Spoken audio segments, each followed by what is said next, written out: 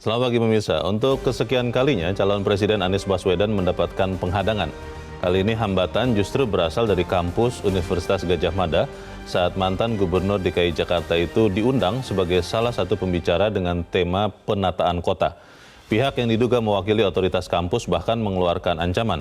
Bila Anies hadir maka acara akan dibatalkan. Ironis karena seharusnya kampus adalah tempat narasi-narasi ilmiah bergumul, wahana terbuka untuk menularkan ilmu dan mencari solusi atas permasalahan peradaban. Pemirsa, inilah editorial Media Indonesia di siar ini Senin 20 November 2023 dengan tema menolak pembungkaman mimbar akademik bersama saya Leonard Samosir. Dan Anda semua juga bisa ikut menyatakan pendapat Anda nanti dengan menelepon nomor telepon 021-583-99-100. Dan pemirsa, pagi ini telah hadir bersama saya anggota Dewan Redaksi Media Group, Abdul Kohar. Mas Kohar, selamat pagi. Selamat pagi. Sehat, Mas? Sehat, alhamdulillah. Saya tidak mau menghalangi Mas Kohar untuk bicara karena memang punya keleluasaan untuk bicara di sini, begitu ya? Ya, mengikuti konstitusi saja, pasal 28. Oke, kita akan bicarakan soal pembungkaman mimbar akademik ini, Mas Kohar dan pemirsa, tapi kita lihat dulu ada beberapa berita yang diperhatikan Media Indonesia untuk hari ini. Yang pertama, ini berita dari Gaza ya, Mas Kohar ya.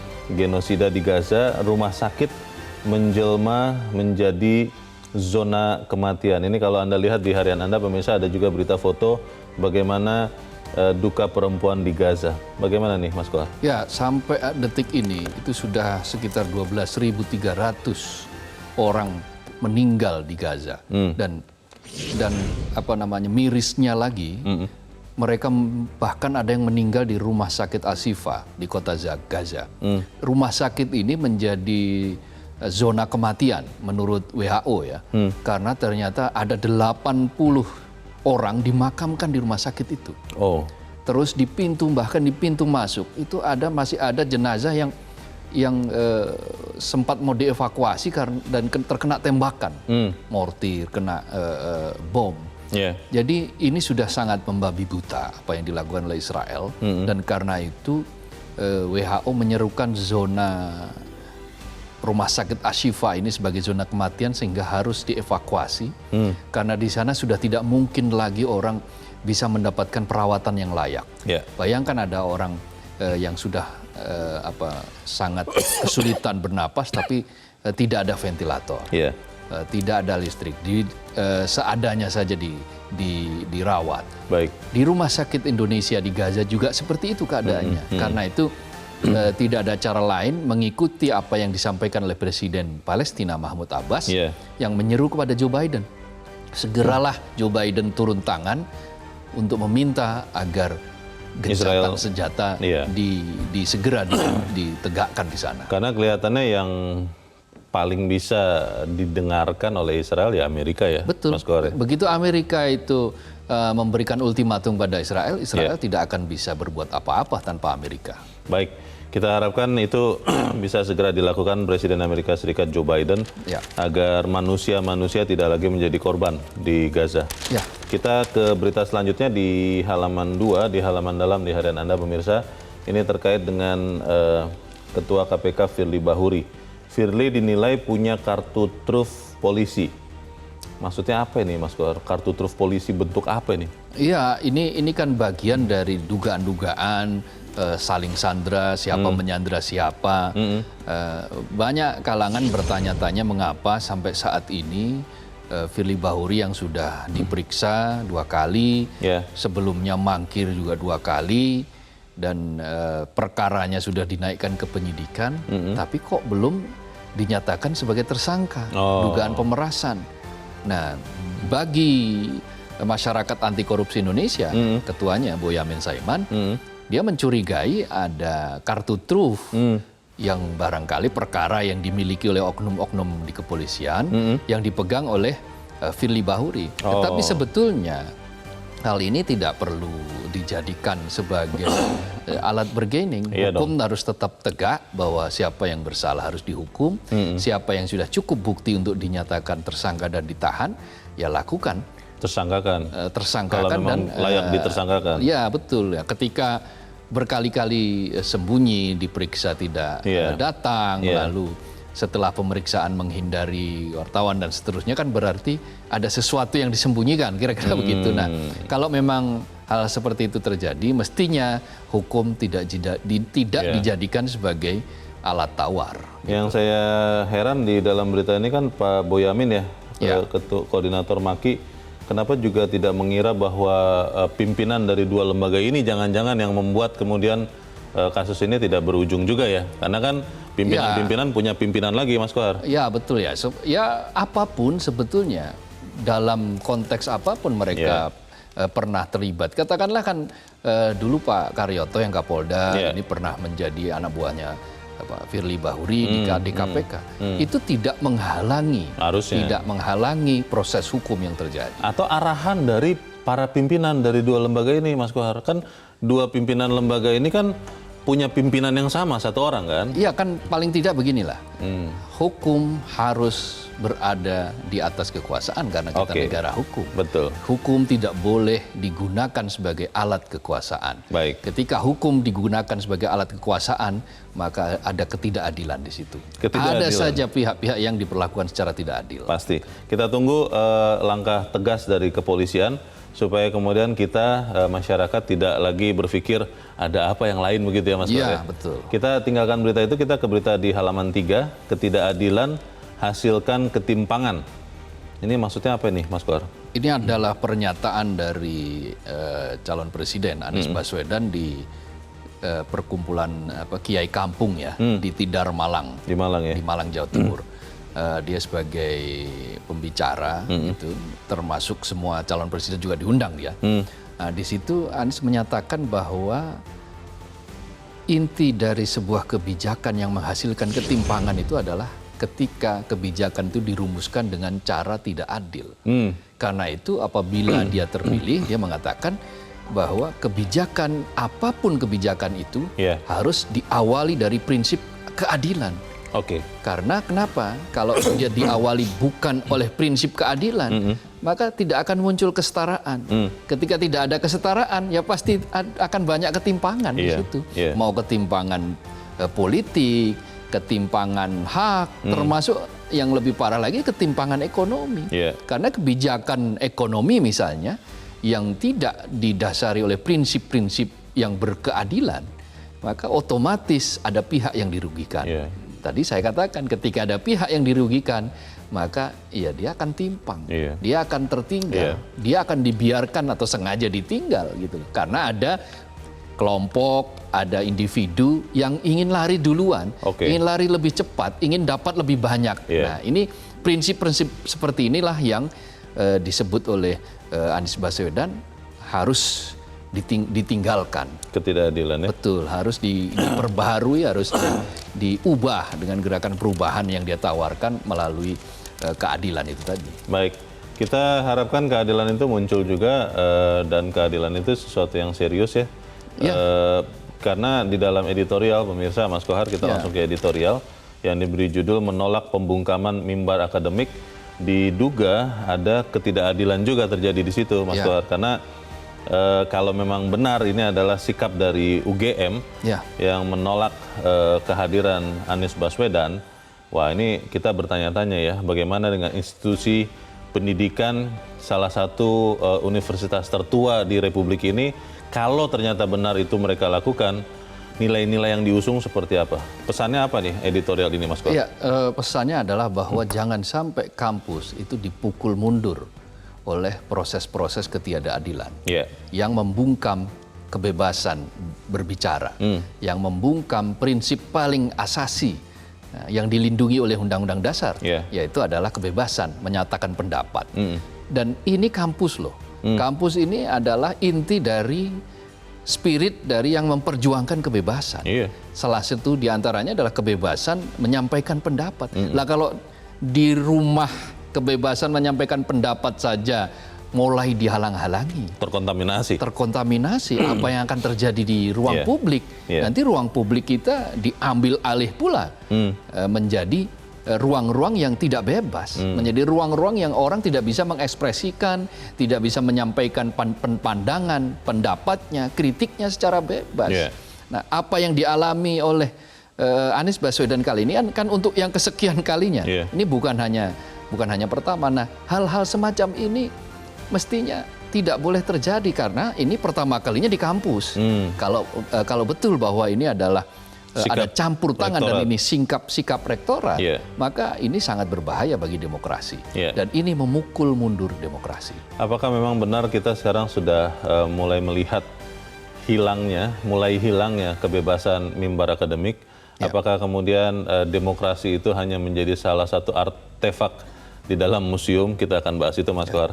Dan pemirsa, nilai editorial Media Indonesia untuk hari ini, Senin 20 November 2023, menolak pembungkaman mimbar akademik.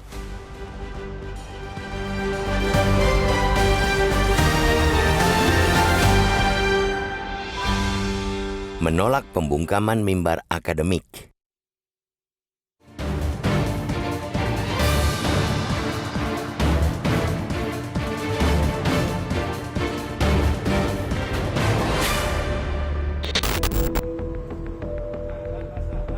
Untuk kesekian kalinya, calon presiden atau capres yang juga mantan gubernur DKI Jakarta, Anies Rashid Baswedan, mendapatkan pengadangan. Kali ini hambatan justru dari kampus, tempat narasi-narasi ilmiah bergumul, wahana terbuka untuk menularkan ilmu dan mencari solusi permasalahan peradaban. Anies diundang sebagai salah satu pembicara dalam kapasitas selaku mantan kepala daerah untuk berbagi pengalaman menjadikan Jakarta kota kolaborasi. Acara kuliah umum yang diselenggarakan bersama Indonesia di Auditorium Magister Management UGM Jumat 17 November 2023 itu mengundang para pembicara yang berkompeten dalam penataan kota. Selain Anies, ada Duta Besar Denmark, Lars Bo Larsen, Duta Besar Belanda Lambert Grine, Profesor Zulfikar Amir dari NTU Singapura, Direktur Eksekutif Rujak Center for Urban Studies Elisa Sutanujaya, dan pakar perencanaan perkotaan UGM Tri Mulyani Sunar Harum. Pihak yang diduga mewakili otoritas Universitas Gadjah Mada, Yogyakarta mengeluarkan ancaman bila Anies hadir, acara akan dibatalkan. Penolakan terhadap Anies tersebut terkuak dalam pesan WhatsApp antara panitia acara dengan pihak yang disebut rektorat yang dalam pembicaraan itu disapa Pak Wija. Anies batal hadir dan isi percakapan tersebut viral tersebar hingga menuai banyak kecaman terhadap UGM. Rektorat UGM lantas sibuk menangkis dan berkelit. Mereka balik mempertanyakan siapa Pak Wija. Menurut pimpinan UGM, kampus tidak melarang kehadiran tokoh manapun sebagai pembicara di mimbar akademik, terlebih Anies, alumni UGM. Kampus yang merupakan salah satu yang terbaik di Indonesia itu diakui pimpinan UGM memiliki prosedur mengundang capres maupun cawapres untuk kepentingan politik atau kampanye. Semua capres harus diundang, meski nantinya ada capres yang tidak hadir, acara tidak akan menjadi terlarang. Lantas timbul pertanyaan, ketika sehari sebelumnya Capres Ganjar Pranowo hadir di acara pengukuhan guru besar yang digelar Rektorat UGM, sebagai apakah Ganjar diundang? Foto Ganjar sempat menghiasi unggahan akun UGM dengan tanpa menyebut nama Capres yang diusung PDI Perjuangan dan P3 tersebut. Mungkin adminnya juga bingung memberi atribut kepada Ganjar selaku Capres, mantan Gubernur Jawa Tengah, atau sebagai alumni UGM. Kedua peristiwa itu lantas mengingatkan pada pencabutan izin kegiatan diskusi di Gedung Indonesia Menggugat atau GIM Bandung, Jawa Barat 8 Oktober lalu yang rencananya dihadiri Anies. Pemkot Bandung yang disokong pihak istana berdalih fasilitas atau gedung milik pemerintah tidak boleh untuk kegiatan politik. Nyatanya, pada 18 Oktober deklarasi dukungan terhadap Ganjar Mahfud MD yang dihadiri keduanya bisa digelar di Gedung Arsip Nasional Jakarta. Apakah gedung itu sudah dilego ke swasta tanpa diketahui publik? Serius nanya? Pengadangan terhadap Anies hanya salah satu contoh kejadian yang menunjukkan kebebasan berpendapat di tanah air telah berada dalam titik kritis. Orang-orang yang sepertinya dianggap sebagai ancaman bagi penguasa mendapatkan berbagai upaya pembungkaman. Penguasa dalam konteks saat ini ada 2 cabang, hanya beda wilayah cengkram. Kampus harus menjamin kebebasan mimbar akademik. Pasal 8 ayat 1 Undang-Undang Pendidikan Tinggi menyatakan bahwa dalam penyelenggaraan pendidikan dan pengembangan ilmu pengetahuan dan teknologi berlaku kebebasan akademik, kebebasan mimbar akademik, dan otonomi keilmuan. Praktek-praktek pembungkaman semakin kentara kemiripannya dengan pada masa rezim Orde Baru. Saat itu pun hak mengeluarkan pendapat yang tercantum dalam Undang-Undang Dasar 1945 sekadar pajangan, bukan untuk ditegakkan. Gejala neo Orde Baru jelang pergantian pemerintahan kian terasa kebangkitannya. Tentu ini tidak boleh dibiarkan. Publik perlu terus bahkan lebih keras menyuarakan penolakan atas pelanggaran hak-hak yang dilindungi konstitusi. Belum terlambat bagi penguasa untuk menyadari kesalahan dan kembali pada konstitusi. Sebagai kampus kerakyatan yang berdiri pada 19 Desember 1949, UGM harus berdiri paling depan menolak pembungkaman pikiran-pikiran waras, gagasan-gagasan besar untuk negeri.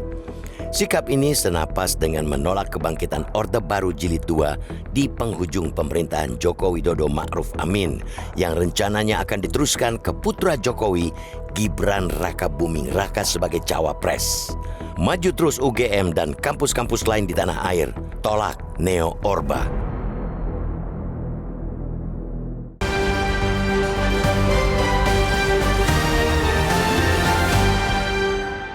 Di bagian berikut Anda bisa menyatakan pendapat Anda, pemirsa. Untuk saat ini tetaplah bersama kami.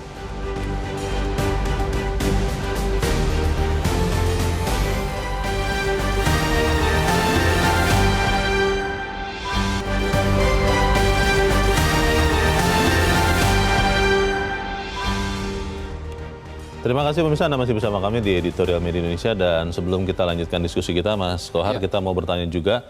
Saat ini kita sudah tersambung lewat saluran telepon dengan Sekretaris Universitas Gadjah Mada, Andi Sandi Antonius Tabusasa. Pak Sandi, selamat pagi. Selamat pagi Mas Renat, selamat pagi Pak Kohar. Pagi Pak Sandi. Pak Sandi ingin mengkonfirmasi Pak, ketika Anies Baswedan batal menjadi pembicara di kuliah umum yang diselenggarakan bersama Indonesia di Auditorium Magister Manajemen UGM Jumat lalu 17 November, itu ada pesan singkat WhatsApp yang berasal dari seseorang yang bernama Pak Wija. Pak Wija ini siapa ya Pak? Ada atau tidak? Lalu jabatannya apa Pak Sandi? Ada. Terima kasih Mas Leonard. Pertanyaannya? Jadi Mas Wijaya ini adalah salah satu pegawai dari unit kami di Magister Manajemen UGM. Berkaitan dengan acara tanggal hari Jumat lalu itu sebenarnya itu bukan acara UGM. Jadi, bukan acara UGM? Itu bukan acara UGM. Itu teman-teman bersama Indonesia itu hanya meminjam ruangan di MS UGM. Oh, oke. Dan itu sebenarnya boleh apa tidak Pak? Kalau dari sisi story yang mereka ajukan sejak awal itu memang kegiatannya kegiatan akademis ya, dan dari pimpinan universitas sama sekali tidak ada statement ataupun pelarangan apapun. Jadi boleh ya? Acara itu. Boleh. Jadi sebenarnya boleh kuliah umum itu diadakan, salah satu pembicaranya seorang Anies Baswedan, UGM membolehkan itu Pak Sandi? Ya, jadi begini, kalau dalam skopnya itu skop akademik, UGM pasti akan memberikan. Dan kalau kemudian ini dalam kepentingan politik untuk kampanye, UGM punya SOP. Jadi SOP-nya itu kami yang harus mengundang. Jadi tidak beliau atau peserta kampanye yang datang sendiri, tetapi kami yang akan mengundang beliau untuk datang ke UGM. Ini kan bukan kampanye ya Pak? Di acara ini kuliah umum Pak? Betul. Ini bukan kampanye, dan itu kalau seperti tadi saya sampaikan bahwa memang kalau akademis ya boleh saja dilakukan di UGM, tidak ada larangan sama sekali. Dan Sampai hari ini seluruh pimpinan universitas tidak pernah mengeluarkan statement untuk melakukan pelarangan terhadap Anies datang ke UGM. UGM sudah mengkonfirmasi dengan Pak Wija ini belum, Pak? Sudah. Jadi begini, bahkan saya konfirmasi kepada panitianya, gitu, PIC panitianya yang juga alumni kami, gitu. Ya. Nah, saya mengkonfirmasi dan saya mengatakan ke mereka bahwa tolong itu capnya itu yang tersebar ke luar itu dikonfirmasi bahwa satu, Pak Wija itu bukan bagian dari Rektorat UGM. Kedua, kemudian statement yang mengatasnamakan di chat itu adalah Rektorat UGM itu ada kesalahan persepsi dari alumni saya sendiri. Saya juga heran, alumni saya sendiri itu menamakan kontaknya itu rektorat gitu. Padahal dia tahu persis rektorat itu siapa saja. Baik, jadi sebenarnya Pak Wija ini punya otoritas untuk menolak atau tidak, Pak Sandi? Tidak punya kapasitas untuk menolak gitu ya. Karena mereka hanya dipinjam tempatnya saja, Mas Leonard. Oh, tapi ketika terakhir Pak Wija itu menolak itu benar ya? Menolak apanya? Oh, karena begini, kalau dilihat dari screenshot atau tayangan video dari WA antara seseorang yang bernama Pak Wija dengan panitia nih kelihatannya nih Pak. Itu kan terkonfirmasi bahwa jika datang terpaksa seminar dibatalkan karena kami sudah dihubungi dari Polda DIY juga. Ini kata WA dari Pak Wija ini. Ini berarti UGM mengkonfirmasi itu benar atau memang Pak Wija mengada-ngada? Jadi begini, Pak Wija tidak mengada-ngada, tetapi perlu saya sampaikan bahwa kenapa kemudian ada chatting dan menanyakan kepastian datangnya Mas Anies itu karena begini, tanggal 16 November panitia itu diminta mengirimkan rundown-nya. Di rundown-nya itu tidak ada, tetapi di flyer yang disebarkan itu ada Anies Baswedan. Nah, ketika itu berbeda dengan rundown-nya yang disampaikan, teman-teman itu meminta konfirmasi apa benar Mas Anies akan datang. Gitu. Kalau memang datang tidak boleh, seperti kata Pak Wija dalam WA-nya ini. Nah, itu dia sendiri, Pak. Kalau dari pihak UGM sama sekali tidak. Pak Wija sendiri, Pak? Iya, bukan UGM, Pak. Bukan UGM, bukan MMUGM juga? Jadi kalau MMUGM silakan, Pak. Tetapi kalau yang ditayangkan di sini kan tertulis rektorat. Betul. Rektorat sama sekali tidak ada mengeluarkan statement itu. Oke. Pak Sandi, saya mau tanya, Bapak kan sudah bertanya ke Pak Wija, berarti apakah benar kata Pak Wija yang menjawab pertanyaan Pak Sandi, bahwa memang Polda DIY sudah meminta supaya Anies Baswedan tidak hadir? Kan itu isi dari WA-nya barusan begitu, Pak? Iya, jadi begini, itu pun sampai sekarang belum bisa dikonfirmasi apa benar itu orang dari Polda. Karena hanya orang yang mengaku. Gitu. Jadi ada telepon yang mengaku sebagai Polda. Cuman kalau ditanya kemudian, apakah saya sudah confirm itu ke Polda, sampai sekarang dengan berita berkembang sampai hari ini, itu tidak ada sama sekali statement dari Polda DIY bahwa menghubungi UGM. Dan kalaupun itu calon presiden yang masih datang ke kampus, pasti ada koordinasi dengan kami, Pak Leonard. Gitu. Jadi ini saya mau menegaskan saja, ini pertanyaan terakhir saya, Pak Sandi. Kalau ke depan ada acara lagi mimbar akademis, kuliah umum atau apapun bentuknya yang lain, lalu akan ada hadir pembicara seorang Anies Baswedan atau seorang Ganjar Pranowo atau seorang Prabowo Subianto, UGM tidak menolak itu ya, Pak? Ya, kita welcome sekali. Gitu. Kita welcome asal sekali. UGM tahu dan memberi izin. Asal UGM diberitahu dan juga koridornya itu koridor akademis, Mas. Karena kalau sekarang kan tipis-tipis lagi, gitu. Baik. Ini terakhir sekali, Pak, terhadap Pak Wija ini ada tindakan tidak dari rektorat, Pak? Karena kan apapun itu sudah membuat panitia jadi salah mengiranya bahwa rektorat UGM yang menolak kehadiran Anies Baswedan. Saya kira begini, Mas. Untuk Pak Wija, kami dari UGM malah support kepada beliau. Kenapa? Karena yang salah persepsi itu panitianya, panitia pelaksananya. Saya sudah konfirmasi kepada panitianya. Jadi dia Maksudnya yang mensupport berarti mendukung bahwa menolak kehadiran Anies Baswedan? Bukan, mendukung atau melindungi Pak Wija karena apa yang disuarakan keluar itu sebenarnya tidak dimaksudkan untuk melarang Mas Anies, tetapi meminta konfirmasi apakah benar, karena dari rundown-nya itu tidak ada nama Mas Anies dan berbeda dengan flyer yang disebarkan oleh panitia. Sehingga kemudian kalau memang hadir tadi ya, isi chatnya Polda DIY sudah menanyakan begitu ya, yang katanya mengaku orang Polda itu ya? Iya Pak, iya. Oke.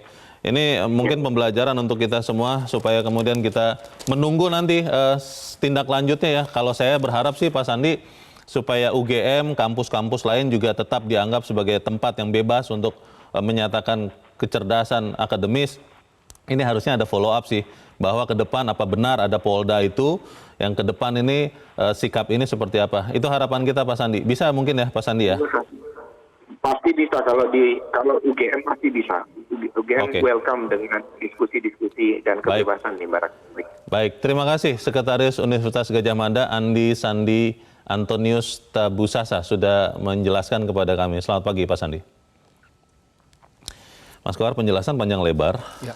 Memang Ya perlu dikonfirmasi ulang juga apakah memang ada sikap yang tadi, lalu apakah benar dari Polda. Tapi pertanyaannya begini, ini kan satu peristiwa yang terjadi di Jogja, tapi menyangkut seorang Anies Baswedan kan sudah ada peristiwa yang lain. Iya, di Bandung ya kalau tidak salah ya. Di Jakarta juga ada. Nah pertanyaannya adalah, ini memang hanya kebetulan, memang dalam tanda petik kurang kesiapannya panitia, karena tadi kan alasannya gitu, rundown-nya beda nih dengan yang akan ditayangkan, atau memang ini adalah sikap nyata dari institusi-institusi akademis untuk membatasi pihak-pihak tertentu? Saya lebih suka kita bicara dulu akar persoalannya ini karena apa. Problemnya adalah pada sikap yang mendua di beberapa level tingkatan lah ya. Sikap mendua? Sikap mendua di beberapa level tingkatan. Yang ketika dia di publik, dia bilang kami harus netral, kami akan melaksanakan segala sesuatunya secara berkeadilan, secara fair. Tetapi di panggung, di belakang panggung, itu ada gerilya-gerilya untuk membuat ya pihak-pihak tertentu saja yang diberikan keleluasaan. Ini gerakan-gerakan tersembunyi berarti ya? Ya, gerakan-gerakan tersembunyi yang sengaja dibuat absurd mungkin ya, dibuat acak sehingga orang akan kebingungan siapa yang salah, sehingga yang lain saling tuding ketika yang sementara pihak yang didukung ini bisa berjalan secara lancar. Nah, inti dari persoalan ini adalah pesan kepada siapapun, kepada pihak-pihak yang sekarang diberi amanah untuk melaksanakan tugas-tugas kewajiban kepublikan, kenegaraan, maka bersikaplah yang netral di tahun politik ini dengan memberikan kesempatan yang sama kepada semua, kesempatan yang adil kepada semua. Karena apa? Karena dengan keadilan, dengan kesamaan perilaku, nanti publik akan menilai kok bahwa negara ini adalah negara yang didirikan atas dasar kesetaraan, demokrasi yang sesungguhnya, bukan demokrasi yang seolah-olah. Nah, di tahun-tahun politik seperti ini terlalu banyak yang memainkan demokrasi yang seolah-olah. Yang kemarin misalnya ikut menjadi bagian yang menghalang-halangi, nah sekarang dia ikut berteriak paling lantang bahwa menjadi korban misalnya. Ada saja yang seperti itu. Nah, dalam situasi seperti ini maka negara harus berani duduk berdiri di tengah. Dia berada di semua kontestan dan memberikan kesempatan yang sama. Nah, dalam konteks kampus, saya kira kampus itu sangat menghormati kebebasan mimbar akademik. Kebebasan mimbar akademik bahkan di era Orde Baru pun UGM itu mempelopori loh.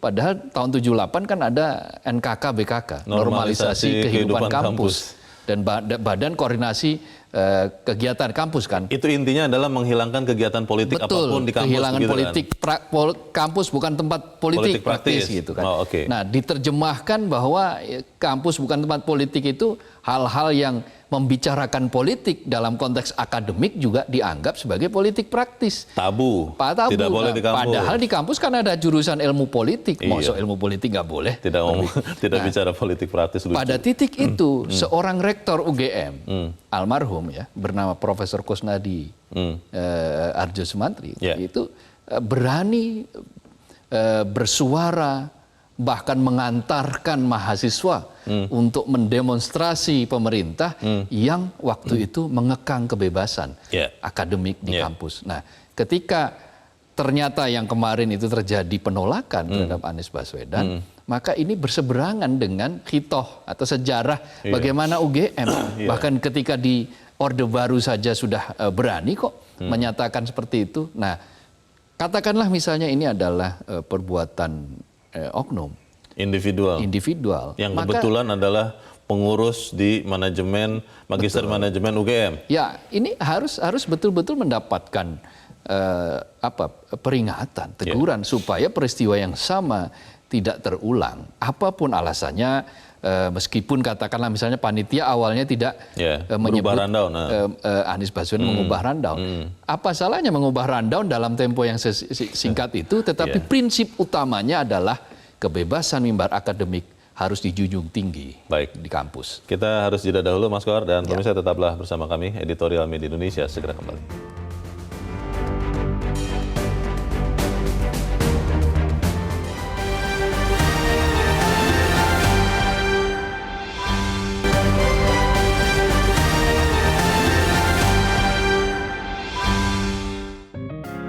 Media Indonesia mengajak Anda untuk mengakses fitur premium e-paper. Dengan sajian konten berbasis intelektual dan meneguhkan kebangsaan, Media Indonesia tampil dengan lebih dinamis melalui e-paper Media Indonesia yang dapat Anda akses kapan saja, di mana saja.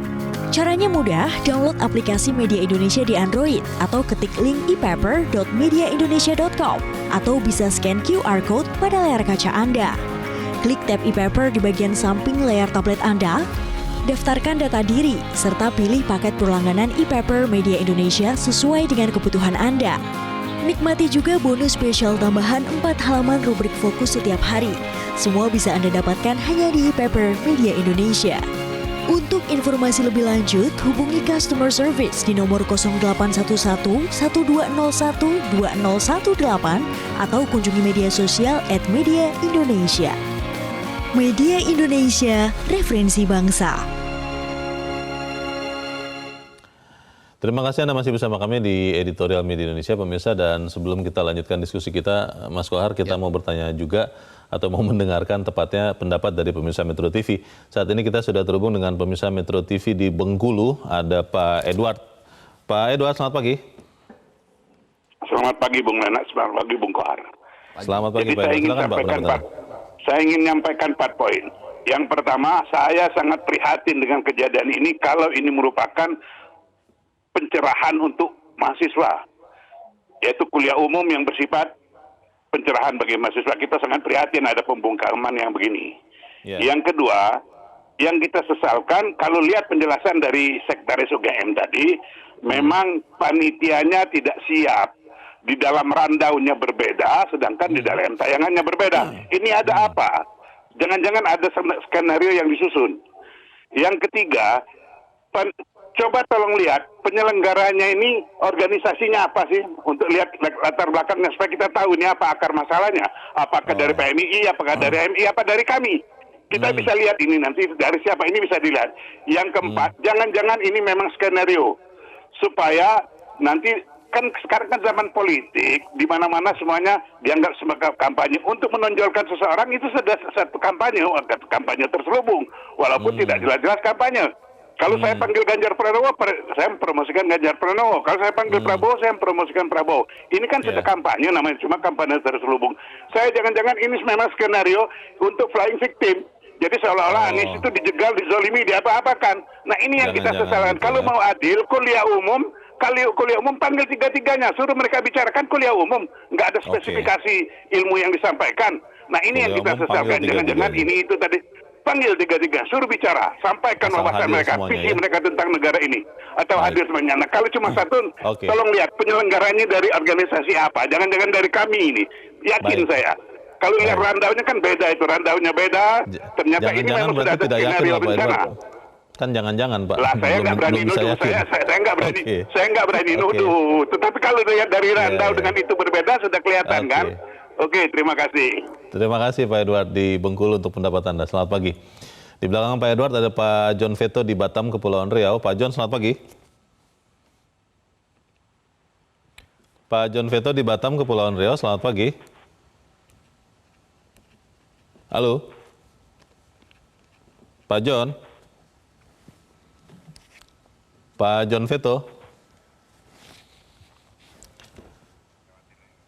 Kelihatannya masih belum bisa terhubung, kita akan mencoba lagi nanti, tapi kita akan beralih dulu ke pemirsa Metro TV berikut, ada di Makassar, Sulawesi Selatan, ada Ibu Lia. Ibu Lia, selamat pagi.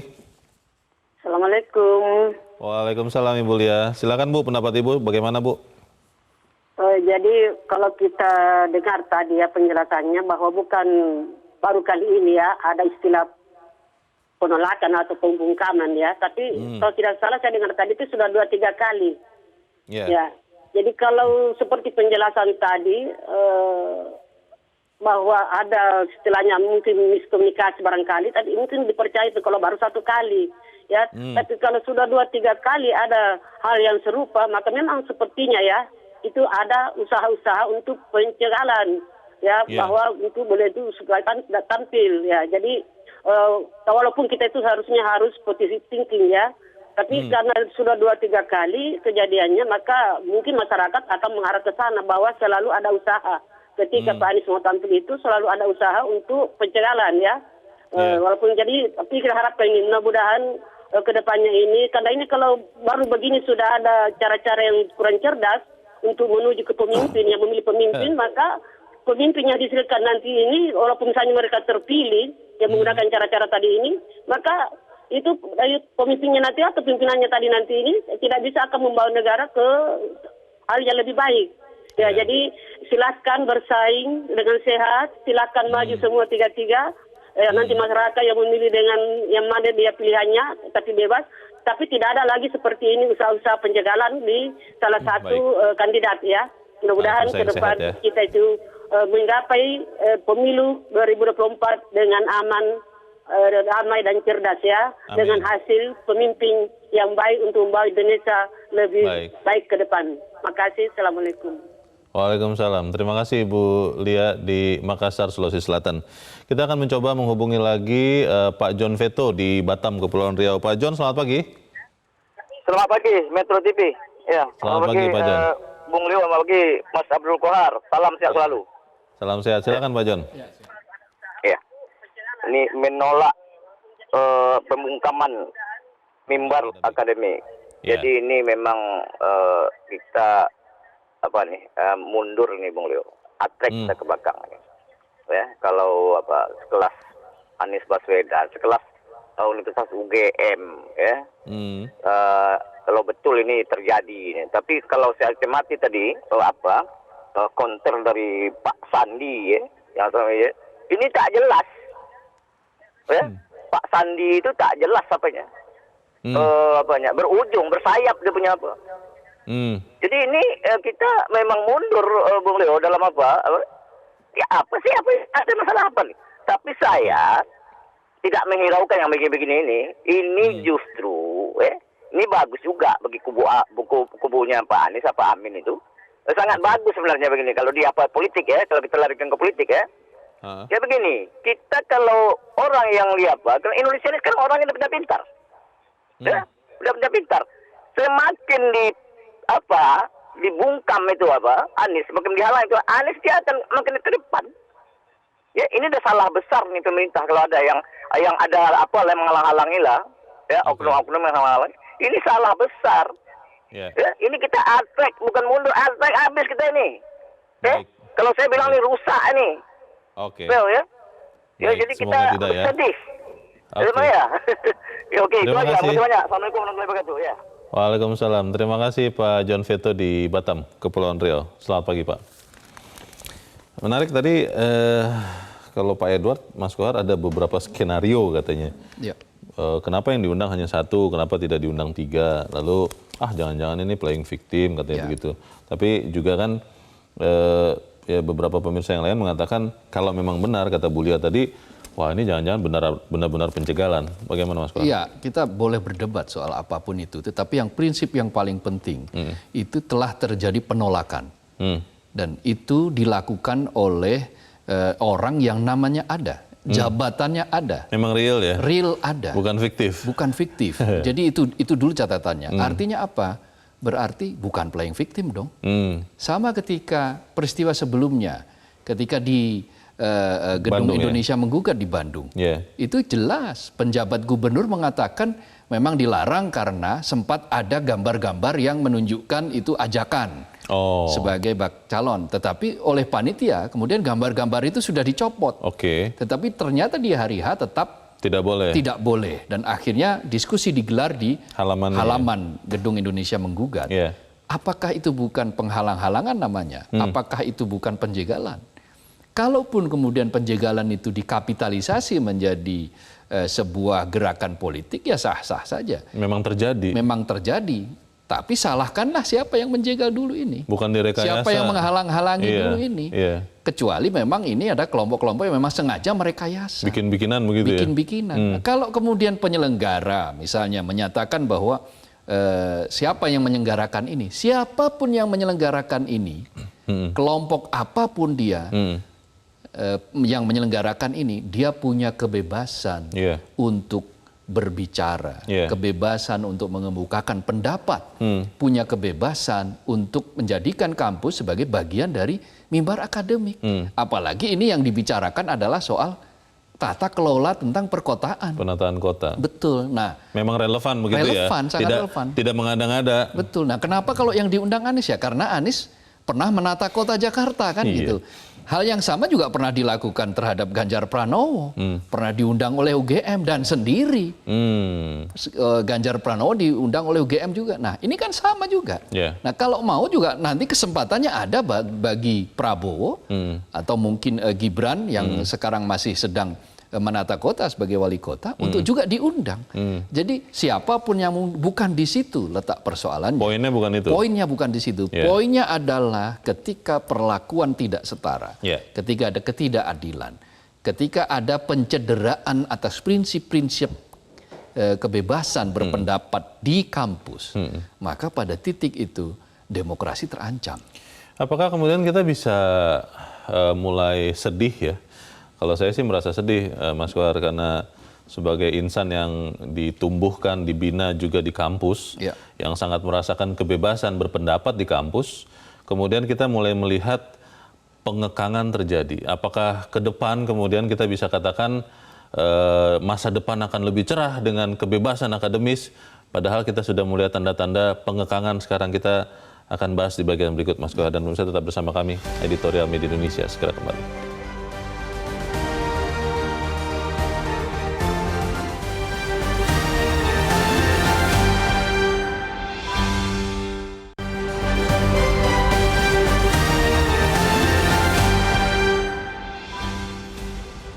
Terima kasih Anda masih bersama kami. Kita ada di bagian akhir diskusi kita pagi ini. Mas Kohar, kalau melihat tanda-tanda ya, semoga salah bahwa sudah mulai ada pengekangan mimbar akademis di kampus. Kedepan kita masih bisa yakin tidak bahwa kampus ini akan menghasilkan akademisi yang memang bebas nilai, yang mengedepankan pikirannya berdasarkan keilmuan tanpa warna-warna politik yang lain. Karena kalau kita melihat apapun alasannya di UGM Jogja ini, kampus yang adalah kampus kerakyatan, yang tadi Mas Kohar sudah jelaskan, paling depan menolak pengekangan waktu zaman Orde Baru, ini kan sesuatu alarm bahaya sekali. Ya, kalau sampai ini dibiarkan dan tidak ada tindakan. Tetapi kalau tadi mendengar penjelasan dari Sekretaris UGM, bahwa UGM welcome, UGM siap untuk menjadi promotor bagi teguhnya demokrasi, maka ya mudah-mudahan itu kabar baik, gitu loh. Tapi kalau sampai ini dibiarkan dan menggelinding menjadi suatu pola, kampus-kampus pada ketakutan, maka ya ini sesuatu yang sangat bahaya dan mengembalikan kita kepada pendulum sejarah masa lampau. Represif. Ketika masa otoritarianisme, masa ketika kebebasan itu dianggap sebagai musuh. Kebebasan itu melahirkan kecemasan. Nah, ketika kekuasaan sudah cemas, maka dia akan mengembangkan ketakutan. Dia menggerakkan, menggerakkan segala sesuatunya berdasarkan rasa takut. Rasa takut ditumbuhkan melalui intimidasi, teror, ancaman, penjegalan, dan seterusnya. Semuanya. Nah, itulah kalau demokrasi yang kita mainkan, demokrasi yang seolah-olah. Kalau demokrasi yang seolah-olah, pasti dia akan ditegakkan oleh prinsip rasa takut. Tetapi kalau demokrasi yang sejati, demokrasi yang sesungguhnya, maka dia ditegakkan atas prinsip-prinsip trust, kepercayaan. Jadi dengan kepercayaan, kepercayaan bahwa kebebasan mimbar akademik ini akan melahirkan sesuatu peradaban yang lebih bagus bagi Indonesia ke depan, maka kepercayaan ini justru akan membuat negara ini kuat. Kepercayaan inilah yang membuat kita itu bisa rekat gitu loh di antara satu bangsa dengan satu kelompok dengan kelompok yang lain. Betul. Jadi perbedaan itu sebuah keniscayaan yang tidak bisa dihindari. Nah, kalau kita takut pada perbedaan, semua dibuat monolit, semua dibuat tunggal, dibuat satu, maka nanti justru yang akan merugi adalah masyarakat. Tidak ada negara yang makmur yang didorong oleh prinsip-prinsip otoritarianisme, prinsip-prinsip monolitik. Justru 10 negara makmur, paling makmur di dunia, itu menggunakan prinsip demokrasi yang seutuhnya. Baik, kita harap apa yang terjadi di UGM ini dalam tanda petik kecelakaan saja ya, Mas Kohar, dan tidak menjadi suatu pola yang terjadi di Republik ini. Mas Abdul Qahar, terima kasih sudah hadir di tempat ini. Selamat pagi, Mas. Selamat pagi, Leo. Pemirsa, penghadangan terhadap Anies di UGM hanya salah satu contoh kejadian yang menunjukkan kebebasan berpendapat di tanah air sudah ada dalam titik kritis. Kita semua berharap tentunya agar hal itu tidak terjadi lagi, karena kampus harus menjamin kebebasan akademis dan tidak ada lagi praktik pembungkaman di ruang akademis. Saya Leonard Samusi, berterima kasih Anda sudah menyimak editorial Media Indonesia untuk pagi ini. Terus jaga kesehatan Anda, terus jaga nurani Anda. Selamat pagi, sampai jumpa.